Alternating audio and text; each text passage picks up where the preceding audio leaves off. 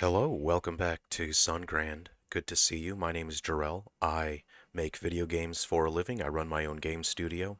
I make commercial and homebrew games, and the homebrew games are free, so I get to make stuff that people can just enjoy and have fun with. So, in this video, I'm going to discuss the Dragon Quest III HD 2D trailer. I know it's been about a week or so, but I've been busy with work as I've been finishing my next game. I just launched a new game on the Switch, so I have other games to launch. So in this video, I will discuss the technical aspects of the game that I see here. I want to point out some things that I like, and I also want to point out some issues that I see. And because this trailer is so short and it's so fast moving, it's pretty easy to miss these. I did not notice these issues like the first 5 or 6 times that I watched this trailer, but I've noticed some issues that I want to point out that I know people are probably going to respond pretty negatively, so I'm just going to have to accept that and be fine with that. I'm probably going to get a lot of thumbs downs on this video and some angry comments. So the reason why I'm making this video, knowing that I have quite a few criticisms of what I see here, it's not for my personal benefit. I'm really hoping that somehow the developers of this game might see this video and they might take into consideration some of my observations so that they can polish the game and make it the best version that it can possibly be. Before I am a game developer, I am a gamer, and so trust me, I know how frustrating it is when a game comes out in a series that you are very passionate about and there are flaws that seemingly could have been easily avoided, and it's frustrating. I know that. I'm one of you guys. I'm a gamer, absolutely. And so I'm making this video hopefully that my colleagues in the industry who are developing this might take that into consideration. And if you guys liked and subscribed and commented and shared this video, hopefully this video will reach the developers. So I'm just going to mix in the positives with the negatives. Something that I really like here that they pointed out. I love that they go in strong with this trailer and they let you know that the soundtrack is from the Tokyo Metropolitan Symphony Orchestra. They're going to have a fully orchestrated soundtrack, which is always welcome. So fantastic, and it sounds great. And something that I really like here is the use of depth of field to express distance and depth. This is used in photography and cinematography. It blurs the background out and it leaves the subject in focus. Not only is it visually pleasing, but it helps you understand what is important in the scene. It draws your eye to what is important. And in this trailer that I see, it's used very tastefully, extremely well. What is a great example of how to use this without understanding what it is Octopath Traveler. I am not one to just criticize and be negative about things, but I've never liked the visuals of Octopath Traveler because it displays a lack of understanding of what depth of field is, and they take it way too far, and it makes the game look like a little tabletop toy, like you're looking at a small miniature, and that clashes with what the game is trying to present. So I'm not trying to say Octopath Traveler is bad. I'm trying to explain that whoever decided to crank up the depth of field blurring does not have an understanding of what it is, whereas whoever determined the use of depth of field here does understand that. So I'm trying to explain there's a much stronger level of understanding and mastery when it comes to visual design and art here. The HD 2D version of this game uses high-resolution pixel art, which is great, but this is a negative. There is inconsistent pixel density, and this is a problem that has plagued modern games that use sprites and 2D visuals for a very long time, is inconsistent pixel density. And what I mean by that is there are moments, well, it's not, there are moments all throughout, there are pixels that are bigger than other pixels. And a good example of that is at 44 here. This is great. This is a high resolution sprite for this enemy, and because that window is a little bit in the way there. But if you compare it to the sprite that's down here, the pixels here are bigger and chunkier than they are here. And a more clear example of that is at 51 seconds, where we have a sprite here. You can see how big the individual pixels are there, and then you can see they are significantly smaller as the sprites recede into the scene there, and they are farther from the camera. So when they are closer to the camera, the pixel uh, density is lower. It's not really such a big problem for this particular game because they they lean into it and they do enough with the lighting and the shadows to where they mitigate that sort of visual inconsistency. But there are other games where it is very problematic and it's harsh to look at. What I really like is that the characters cast shadows and they appear to be affected by the lantern here. This is an effect that we've had it for a while now, but it's certainly not easy to do. There are a number of different solutions for that. One way to really do that is to bake in the sprites, so you have sprites that are specifically affected by the lantern. I'm torn because I don't believe that is what is happening here. I do not believe these are baked in, having the character affected by the lantern, because you have other party members. You would be able to rearrange your party, which means you would have to redraw four different, or at least two different versions, because here the character is lit intensely by the lantern. Here it's lit less, and these two are not affected by the lantern.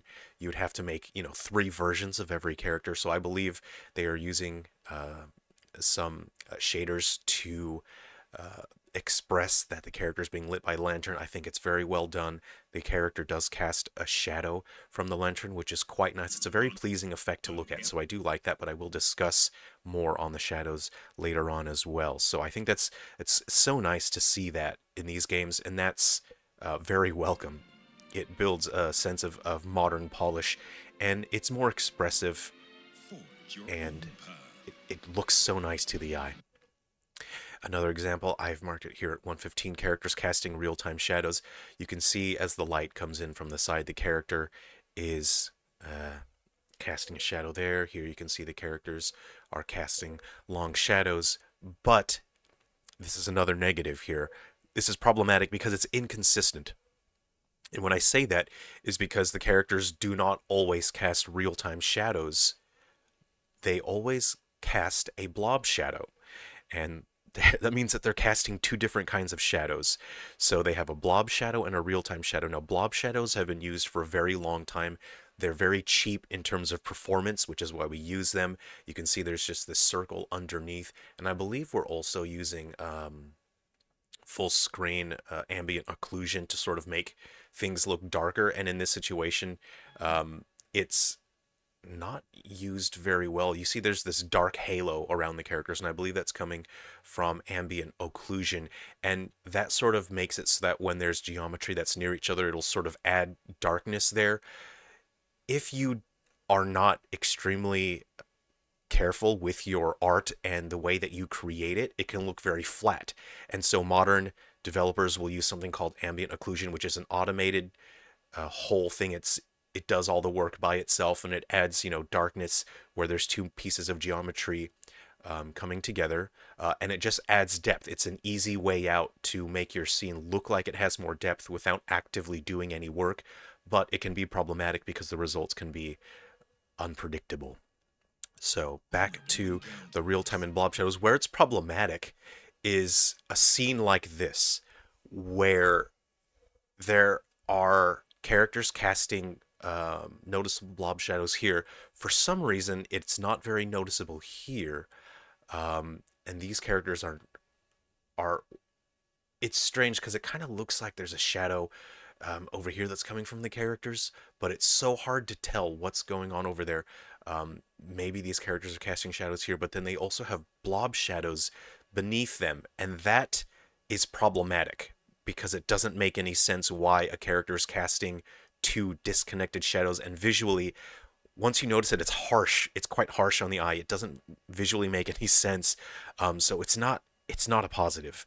Um, and I really hope that the developers find a way to make this visually make more sense and be more visually appealing, because I find this quite unappealing that there are these soft blob shadows underneath, and then it looks like the characters are casting shadows back there. It's most noticeable here, and it's problematic in other scenes as well. And I think I've marked it at 128. This is really problematic because he has a blob shadow underneath, but then you have a shadow being cast over there, but then the shadow isn't really connected to his body. The real-time shadow is coming off there, and I really hope the developers find a way to make that look better, because sort of the common critique would say, oh, it looks unpolished. It's not a matter of polish, it's a matter of competence and understanding, artistic understanding. Understanding artistic design, artistic expression, and to me this shows a lack of understanding, and I really hope the developers will do something to improve the visuals in that regard. What I am very impressed with, that I really, really like here, is that characters can be affected by environmental shadows. So these are not baked shadows, these are real-time shadows that we see here. And you can see that the characters actually are affected by those shadows as they walk underneath. You can see that the real-time shadows are being cast on the sprites here, which is not easy to do. And it's a very good effect. It looks quite nice. It's very, very appealing. So I really like that. That's what adds a sense of depth. And even though the characters are a lower pixel density than their environment, you can see the pixels here are really chunky, and then the pixels here are smaller than they are over here. Having things like that mitigates the issue a fair bit, and it just makes it look good. So I wanted to point out something pretty funny here. This just made me laugh. I noticed it after watching the trailer a couple times here. Is at this point, if you have a look towards the top in the back here, you can see the end of the level geometry where they didn't model anything else. So that's the end of whatever sort of geometry for the ground, and then there's the skybox there, and it's quite this harsh line, which doesn't look like anything else we see in the trailer. So to me, it tells me this scene might be unfinished, or this is a situation where they should have used the depth of field and increased the intensity of the blurring. If they use depth of field here and increase the blurring, then the player would not see that. It would look more natural. So I think it's funny that, we get so many scenes where they have so much depth of field blurring, and this is a situation where they should have had it and they don't have it, but you can see the end of the geometry there. So I just thought that was funny. Now, what another issue we see coming from using these sprites that are not filtered. So we have, these are textures. We technically call them sprites, but really from a game design standpoint, they are textures, and they are not filtered. When you use filtering on a texture, it takes into account the distance from the camera, the resolution, and you can smooth that out and you can blend it so it always looks fine. It looks good. It looks consistent. They are not using pixel filtering for these sprites because they want the sprites to be sharp and detailed and pop. But there's a real problem that occurs when you do not use filtering. You get pixel jittering, and they kind of gloss over it in the trailer here, but I do know for a fact that during gameplay, when you are playing this yourself, you will see the pixel jittering significantly. So I'll keep coming back to this part here. If you watch this closely, you'll see the characters, even though they're not moving, they're jittering. So let's have a look at that. Just there, you can see that. And that's the camera, and that's because the reason why that occurs is because they are not filtering the pixels. The pixels are trying to be absolutely as sharp as they can be, and the camera is making very minute, small movements as the camera is very smoothly blending from one position to another. And because the pixels are not blended, they have no choice but to jitter like that. And that is something that's just going to be very noticeable in the end product. And unfortunately, I don't have anything to say to improve that. When you are using if you don't use pixel filtering on your textures, that is going to happen. There could be something happening programmatically that's causing that to happen, but I really hope the developers do something about that, because again, it's quite distracting, and again, it's not about polish, it's about competence and mastery of game development and understanding visual art. I think I may be Just dragging things out a little bit. I'll try to pick up the pace here. Something I really like here during battles is the blurring of the window during battles. I really like this effect here, that the image that's behind it is blurred out. I quite like that. Very nice effect. It also makes it easier to read the text there as well, as you're not competing with the pixels behind it. Something that I noticed, I didn't notice this my first few times. I thought, oh wow, they drew the battle sprites, they drew them at a higher resolution than the map sprites. And that takes so much effort, it takes so much work. And then I realized they did not draw these at a higher resolution. They drew the battle sprites at a lower resolution, probably about the same resolution as the map sprites. It looks like they drew them at the same resolution at the map sprites, and then they upscaled them. You know, they probably like went to their art program and multiplied the scale by 200, and then they used a filter. And what this looks like is, you know, if you've ever played an emulator, you could turn on filtering to smoothen out the pixels.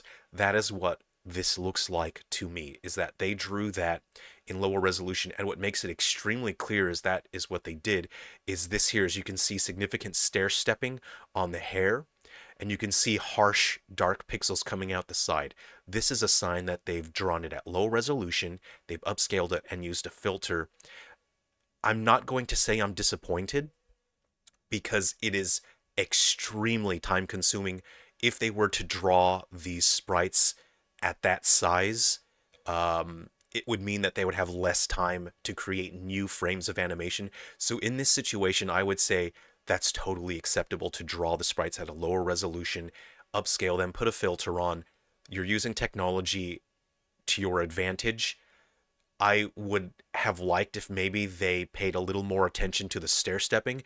I've used that technique myself in the past, but I always go over all of the filtered sprites with a fine tooth comb, and I manually remove any stair stepping. You can see the stair stepping here is quite harsh. So that's a little disappointing that they haven't done that. But overall, I would say this is an acceptable use of technology as a shortcut. Otherwise, it would take an absurd amount of time to draw sprites of this size and then having to do all the frames of animation. So, something that I really like is just the overall presentation when it comes to um, taking a legacy game and then giving it a modern coat of paint. There are a couple scenes here that really stand out. I've marked it at 109 here. And this is a scene, this is indicative, this is a perfect example of how we should be remaking legacy games using modern technology. Is we have camera movement that makes environments feel lively. We're using really complex lighting and real-time shadows to give a sense of depth to the world. It's great vibrant colors, dynamic lighting, and I think that's the right way to do it. I think this is probably the best looking scene in the whole trailer. This is so fantastic. Everything is coherent, and it is consistent. And I did notice that enemy sprite back there as well. This is another example of having drawn a sprite at a lower resolution, upscaled, and used a filter. And the reason you can tell that is because there's very chunky pixels right here. But I just admire how fluid these animations are. Just that. And if they had to draw that sprite at that size, pixel per pixel, they probably would not have had an animation that is that fluid. The reason why they can have animations that fluid is because they draw the sprite at a lower resolution, upscale and filter it. So that is the trade-off, and I'm happy to have more fluid animations if that's what we get. But problematically, these enemies do not have that treatment. They are shown, they seem to be shown at, that is the pixel density at which they were drawn. So this is a situation, again, this really, I don't want to sound like I'm nitpicking. This is a situation where the visuals really bother me because now there is inconsistent pixel density. These have lower pixel density, even though they look great, they look perfectly fine. And these have higher pixel density due to the filtering, and they really clash. If you put that next to that, they do not blend well at all. It's problematic. And I don't know what solution or if the developers, if that's even a priority, if they have time for that, that's totally fine. And there is one massive problem that I want to point out. And again, I don't want to sound like I'm nitpicking. I don't want to sound like this is a hate video. I'm not interested in creating hate videos. Again, I'm approaching this from a technical standpoint as a game developer. This scene is not good. I would say this is very bad. This is by far the worst scene in the entire trailer. You might just glance at it and think, "Whoa, that looks so cool. Look at how shiny things are." And it's glossy. It's neat. It's eye-catching, but the problem is it does not blend in with the rest of the game. You are using advanced shaders, and I've mentioned it before. Shaders are a part of the game. They're part of the program that tell the game engine how to render visuals. And so these are picking up reflections from the environment. They have high resolution normal maps, which give geometry bumpiness. They're picking up light from the ceiling. They're picking up light from this walkway here. The ground is highly, highly shiny with normal maps. And the problem is it does not fit in with the rest of the game. It doesn't fit in with these characters. And I don't mean that from, an avant-garde artistic standpoint. Like, oh, they've reached a part of the game and it looks so different. Wow, it's really attention-catching. This shows a lack of understanding of visual expression and visual design. And I don't want to sound negative. I don't want to sound like I'm being mean here. This shows incompetence in terms of visual design. These should not look like that because the rest of the game does not look like that. It looks like they've taken an asset, from the Unity asset store and just dropped it into the game. And I'm not saying that's what they did. I'm saying that's what it looks like. That's typical of that. Whereas every single other part of the game is coherent. This type of what appears to be hand-painted textures blends in with the hand-drawn sprites. The lighting is consistent. You have a very specific style of lighting on the character, and it is consistent across the environment. And suddenly you have this jarring scene. And this, I don't understand memes. I'm not big on internet culture, but this looks like the kind of Unreal, made in Unreal YouTube video where everyone in the comment section says, "Nintendo, hire this man." But it's someone who has no understanding of art or game design, and they've just made the shiniest, most complex lighting they could, and everyone in the comment section goes, "Hire this man." That's what this scene looks like. So I've probably dragged that on long enough, but I really, really hope that the end product does not look like this, because this displays some serious incompetence in terms of visual design. Overall, the game, I'm sure it's going to be great. I have confidence that the developers will do a great job here. But in this trailer, we see wildly inconsistent visuals. Because of this scene, the art direction is inconsistent, but the overall presentation is good. It does not display a complete understanding of visual design, which is a little disappointing to me, because I want this game to be as great as it can be. I want the game to be as masterful as it can be. And at the current stage that it is not displaying a degree of mastery over game development, over artistic design, over visual design. Unlike the originals, you look at the Super Nintendo games, those were as good as those games could have gotten. The developers had a masterful understanding of the platform on which they were developing. They understood their art. They understood how to express it. That was as good as those games could have been.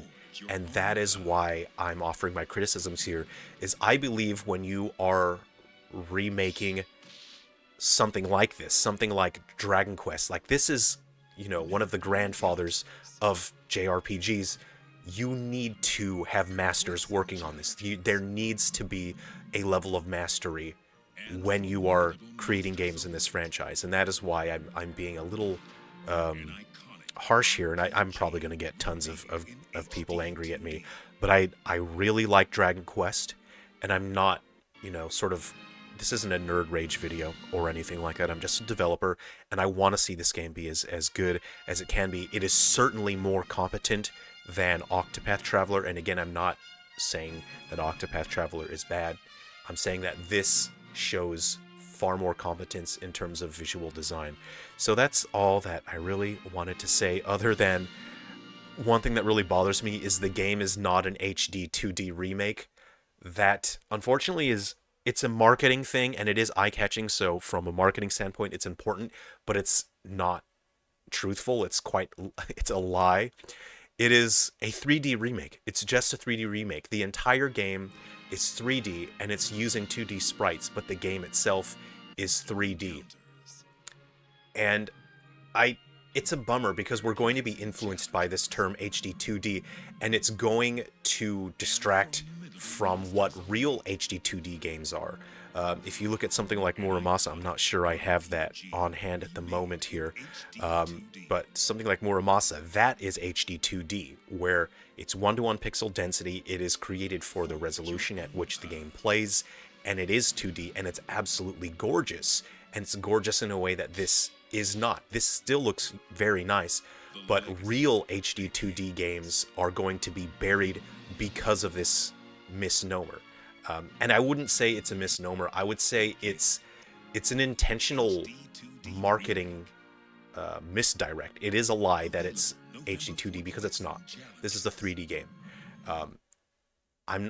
This isn't sort of a nerd rage. I'm saying that it's problematic because there are games that are HD 2D that are going to be buried, and that style of art will be lost in terms of popularity because we're going to start calling this HD 2D, and that's just what's going to happen. It's problematic, but that will happen. But how else do you catch people's attention? Having that title as HD 2D, it's a form of marketing. It helps it stand out. It helps people understand that they'll be using sprites. There's nothing you can do about that, unfortunately. You can complain about it all you want. Anyway, again, I hope you aren't upset from me offering these criticisms and saying negative things. Again, I really like Dragon Quest. I think this looks very nice, but it should look masterful. And at this point, it's not masterful in its presentation. And I believe something like Dragon Quest 3, a remake, it really needs to be masterfully remade. So thank you for watching. If you're going to unsubscribe because you're angry at me, I totally understand. It's not nice to hear people say negative things about something that you really like. There's a lot of games and movies out there that I really like that people absolutely hate for some reason. I'm a Gundam Wing fan, and people have told me I'm not allowed to be a Gundam fan. I'm not allowed to be a part of the fan base because I like Gundam Wing. So I totally get it when people say negative things.